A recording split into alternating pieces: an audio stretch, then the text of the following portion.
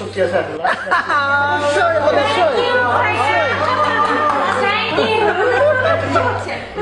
এই লাস্ট গানটা সে কখনই গাইতে চায় না, আসলে তাকে রিকোয়েস্ট করবো গানটা গাওয়ার জন্য। It is true for each and every one of us. এটা হচ্ছে আমরা তো বড় বড় মানুষের কথা শুনলাম, নজরুলের কথা শুনলাম, রবীন্দ্রনাথের কথা শুনলাম।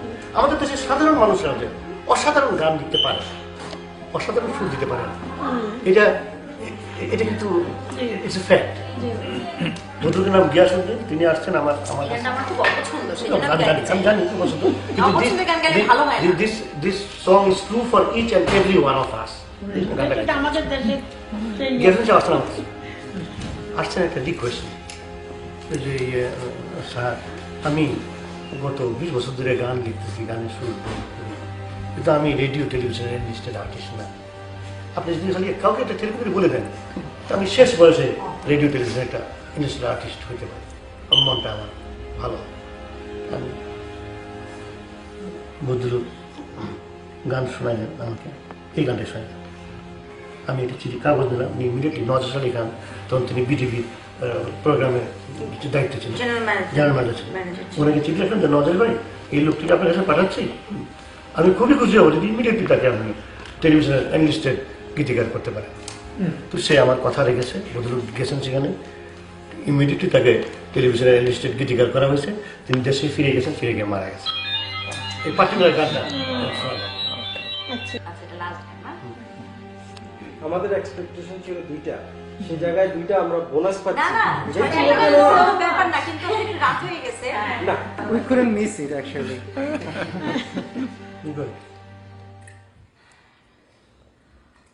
মরিলে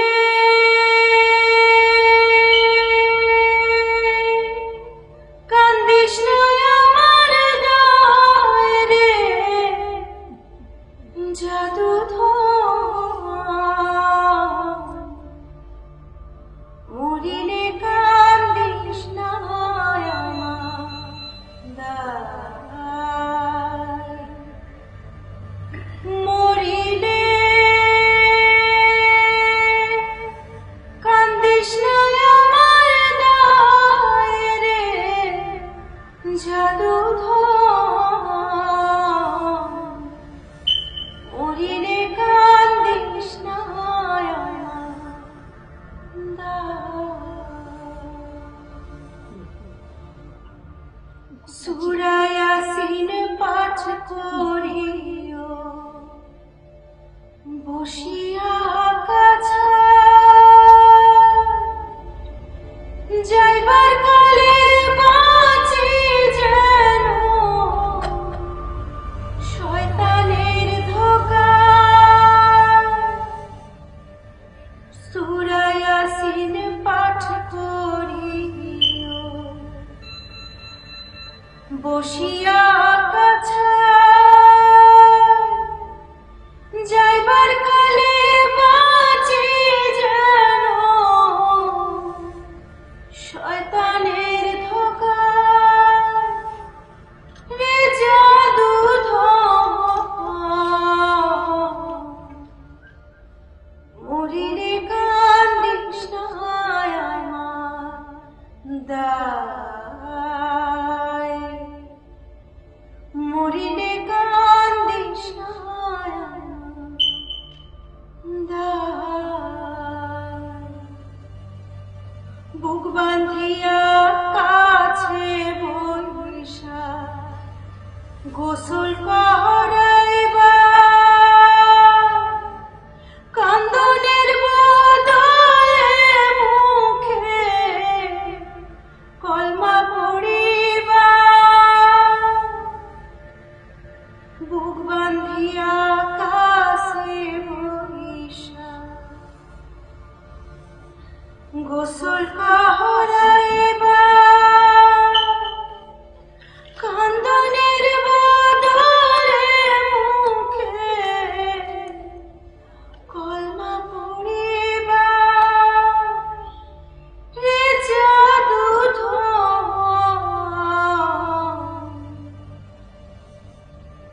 মরিলে কান্দিস না আমার দায়।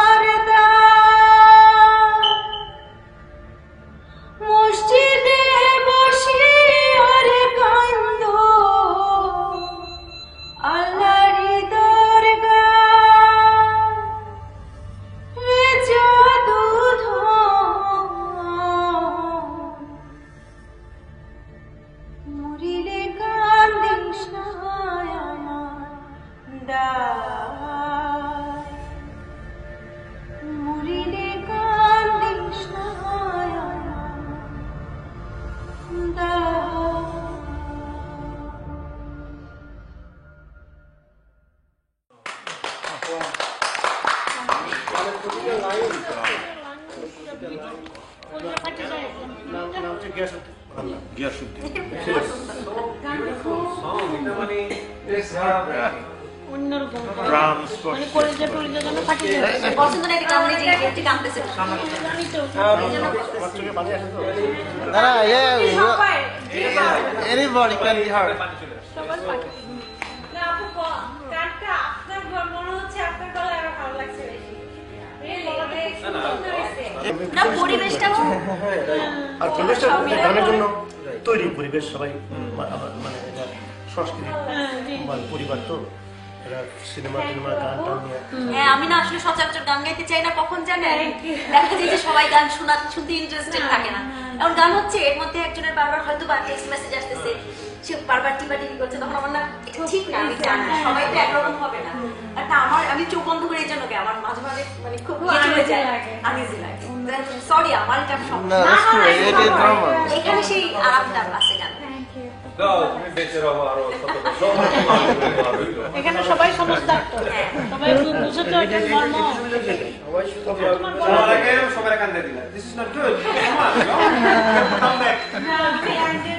অবশ্যই উই না উইল কাম তোমার ব্যাক। গলার মতো এত সুন্দরটা প্রত্যেকটা জায়গায় আপনার করাটা আমাদের আঙ্কেলের জন্য সবাই নামাজ পড়ে দোয়া করবেন যাতে উনি আরো 50 বছর বেঁচে থাকেন। আরো 50 বছর। এটা মিনিমাম। যে 50 বছর যদি আগামী 50 বছর বাঁচলে আমাদের সারা জীবন পাবো নাকি? আমি প্রথম এখানে আসলাম চিকিৎসার জন্য, যে ফার্স্ট টাইম আছে আমার ডাক্তারের সঙ্গে মানে একটা স্লোন কাটারিং এটা ওদের কিন্তু আমি দিচ্ছি 1 কোটি টাকা নিচ্ছে আমার কাছে। না না, ওদের কিছু তুমি $125,000, তার মানে 1 কোটি টাকা কিছু বেশি। Soul Catering is one of the best hospitals. ওরা তো প্রথমে টাকা নেওয়া ছিল, ট্রিটমেন্ট শুরু Treatment শুরু করছিল করবে। না।